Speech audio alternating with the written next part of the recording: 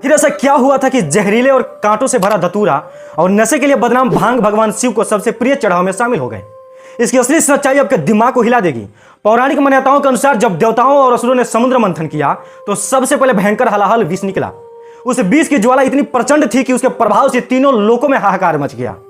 नदियां, पर्वत, देवता और समस्त जीव जंतु उस विष की तपिश से व्याकुल हो उठे।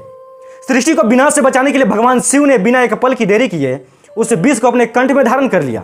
ना बाहर किया ना निगला, तभी से उनका कंठ नीला पड़ गया और उसी टाइम से वो नीलकंठ कहलाए जाने लगे। लेकिन उस विष की अग्नि उनके शरीर में धधकती रही।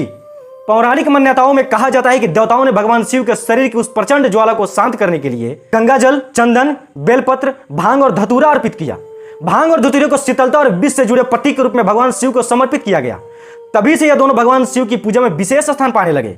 भगवान शिव को भांग और धतूरा इसलिए प्रिय नहीं है कि वो विषैला है।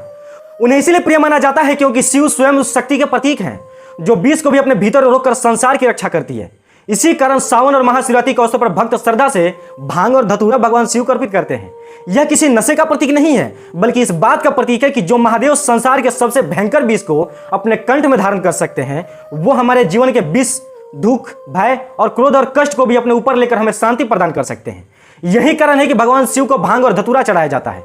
यह केवल परंपरा नहीं है, बल्कि उस महान त्याग की याद है जब महादेव ने पूरी सृष्टि को बचाने के लिए स्वयं विष पी लिया था। अगर आप भी भगवान शिव के सच्चे भक्त हैं तो कमेंट में हर हर महादेव जरूर लिखें। धन्यवाद।